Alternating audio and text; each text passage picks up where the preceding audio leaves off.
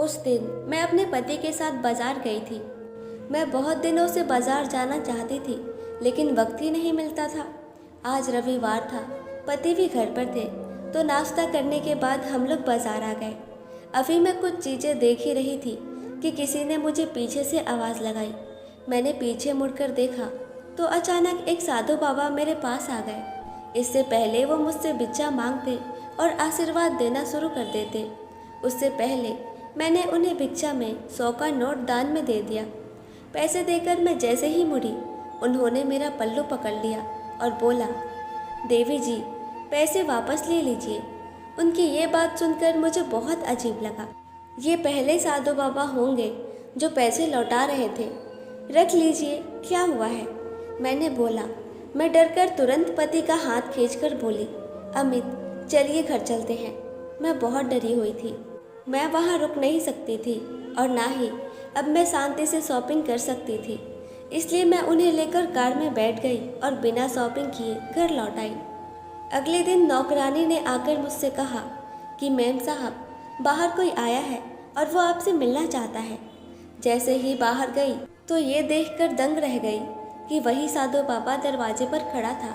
मैंने उसी वक्त गेट बंद कर दिया और तुरंत अंदर भाग गई। मेरी रातों की नींद उड़ गई थी।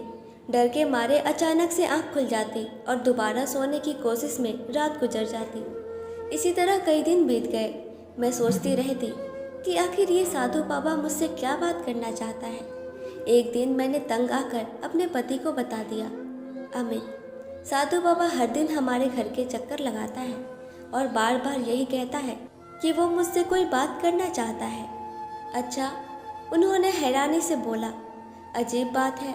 फिर एक दिन मैंने उस साधु बाबा को अमित के मौजूदगी में अंदर बुला लिया और जब वो अंदर दाखिल हुआ तो अचानक मेरी नज़र उस साधु बाबा के कपड़ों में छुपे उसके हाथ पर पड़ी, जिस पे वो चीज़ बधी हुई थी जिसे देखकर मेरी रूह तक कांप गई। मैं एक बहुत ही सीधी सादी और साधारण सी लड़की थी। हम 2 ही बहनें थे और मैं छोटी थी। बड़ी बहन की सगाई हो गई थी। एक दिन मैं अपने दोस्तों के साथ कॉलेज से वापस आ रही थी तो एक लड़का खड़ा होकर मुझे ही घूर रहा था। अगले दिन वो ही लड़का फिर से रास्ते में खड़ा नजर आया। वो लड़का रोज वहीं खड़ा दिखता था। मुझे भी उसकी आदत हो गई थी। कुछ दिनों के बाद वो मुझे खत देने लगा।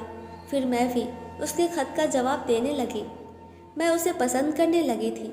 फिर हम अक्सर मिलने लगे, पहले गार्डन में, फिर होटलों में। एक दिन मुझे कॉलेज में चक्कर आ गई तो मेरी सहेली मुझे जबरन पास के क्लिनिक में ले गई, जहां मेरा चेकअप करने के बाद डॉक्टर ने मुझसे मेरे पति का नाम पूछा। ये सुनकर मुझे चक्कर आ रही थी। अगले दिन मैं सिद्धार्थ से मिली और उसे सारी बात बताई। घबराओ नहीं, मैं जल्दी अपने घर वालों को भेजूंगा, तुम अपने घर पर बात करो।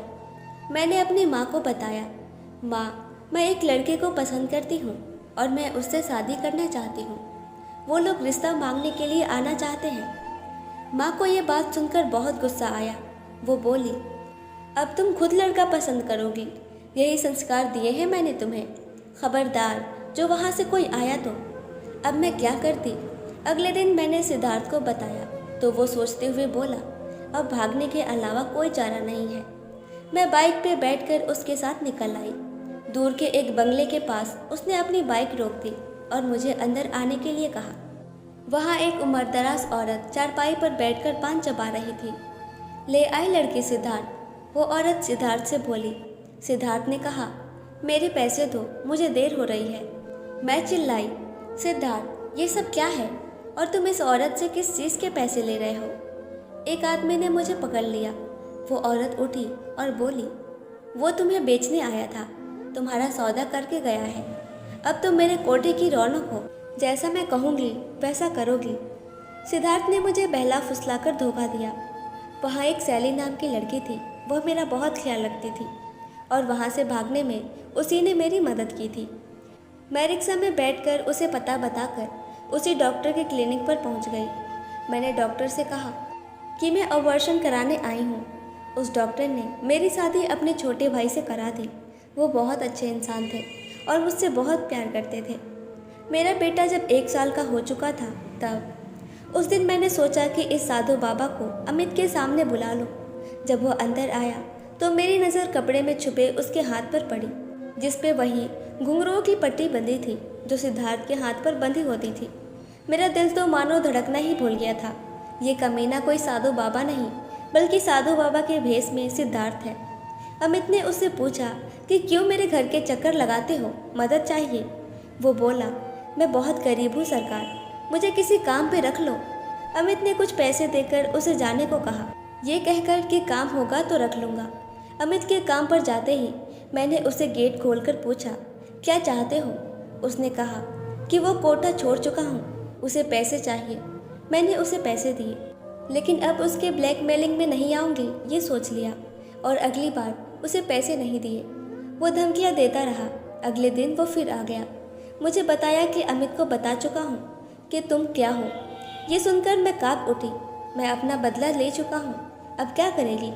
वो ये कहकर हंसने लगा कि उसी वक्त अमित पुलिस लेकर वहाँ पहुँच गए और पुलिस सिद्धार्थ को गिरफ्तार करके चले गए।